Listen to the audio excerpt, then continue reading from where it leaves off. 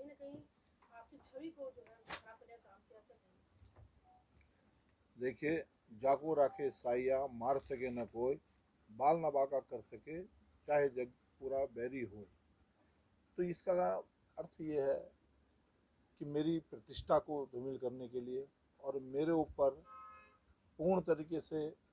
मेरे को किस तरीके से राजनीतिक में, समाज सेवा में उससे बाहर रखने के लिए, क्षेत्र के विकास को किस तरह से अवरुद्ध करने के लिए जो एक षड्यंत्र बहुत बड़ा रचा गया था,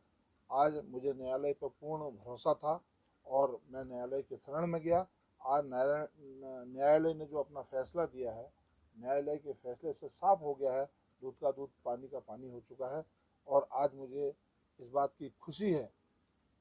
और इस बात का दुख भी है कि बहुत लंबे समय मैं बड़ा पीड़ित तरीके से रहा और मेरे परिवार को और मेरे को बहुत सी वेदनाएं झेलनी पड़ी। लेकिन आज न्यायालय ने अपना जो निर्णय दिया उससे मुझे खुशी है, प्रसन्नता है और मेरे दिल में न्यायालय के प्रति सम्मान है। और मैं ज़्यादा क्या कह सकता हूँ, जिसको जो होना था वो हो चुका है, फैसला आ चुका है। मैं धन्यवाद न्यायालय का कहना चाहता हूँ। लगाया गया था उस केस में कोर्ट का क्या फैसला देखिएगा। देखिए, जो विधायक जी पर उस महिला ने, प्रीति बिष्ट नाम की महिला ने 376 और 506 का आरोप लगाया था, उस पर कल माननीय न्यायालय ने पूरी पुलिस की जो अंतिम रिपोर्ट उस एफआईआर पे आई थी, माननीय न्यायालय के समक्ष जो 156(3) की प्रक्रिया करी गई थी एफआईआर के बाद, क्योंकि पुलिस ने पहले भी कानून के तहत उसमें जो अपनी प्रारंभिक रिपोर्ट दी थी कि ऐसा कोई मामला नहीं हुआ है और ऐसा कुछ नहीं है, सब ब्लैकमेलिंग का मामला है। उसके बाद उससे क्षुब्ध होकर उसने 156(3) की एक प्रक्रिया अपनाई, जो कि न्यायालय की प्रक्रिया, जिसमें एफआईआर दर्ज करने की, उसमें न्यायालय ने संज्ञान लेते हुए उनके खिलाफ एफआईआर दर्ज करने के आदेश किए थे 2020 में। उसके बाद पुलिस ने जो इन्वेस्टिगेशन किया, उसमें इन्वेस्टिगेशन तथ्यों और साक्ष्यों के आधार पर, सारी इन्वेस्टिगेशन के आधार पर माननीय न्यायालय ने ये इस निर्णय पर पहुंचे कि जो पुलिस ने इनके खिलाफ अंतिम रिपोर्ट भेजी थी,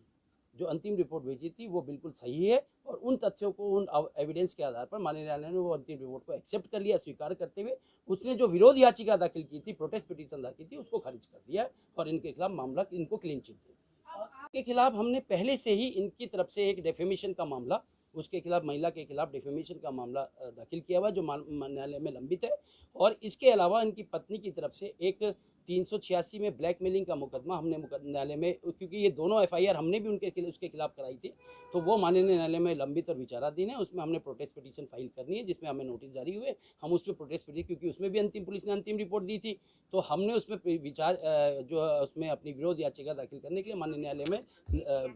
पेंडिंग है, उसमें हम अपनी जो है विरोध याचिका दाखिल करेंगे और उसके खिलाफ मामला न्यायालय में चलाने के अनुरोध करेंगे। विचाराधीन उसके खिलाफ जो एक इनकी पत्नी श्रीमती रीता रेंगी की तरफ से डाला गया था ब्लैकमेलिंग का 386 वाला और एक डेफेमेशन का, और इनके खिलाफ जो उसने एफआईआर लिखाई थी, कोर्ट के न्यायालय के आदेश पे एफआईआर हुई थी, वो खारिज कर दी गई है। एफआईआर आ गई है, उसमें एफआईआर एक्सेप्ट किया। उनकी तरफ सिंगल ही केस था ना? सिंगल ही केस था, अभी एक केस था उनके खिलाफ, और एक उसने परिवार नाले में एक छोटा सा मुकदमा डाला हुआ है। अच्छा। वो भी हमने उसको चैलेंज किया हुआ है, वो अभी वो लंबी, वो लंबी के संबंध में हमने जो डेफेमेशन किया है, उसमें कोर्ट ने, माननीय न्यायालय ने कॉग्निजेंस लिया है, उसमें लगभग 2 करोड़ का डेफेमेशन उसके सूट उसके खिलाफ बढ़ा है, क्योंकि क्रिमिनल कार्रवाई है, उसको दंडित करने के लिए भी 2 साल की सजा का प्रोविजन है, उसको दंडित करने के लिए भी हमने मानहानि का मुकदमा इसी न्यायालय में दाखिल किया हुआ, देहरादून कोर्ट में लंबित और विचाराधीन चला है।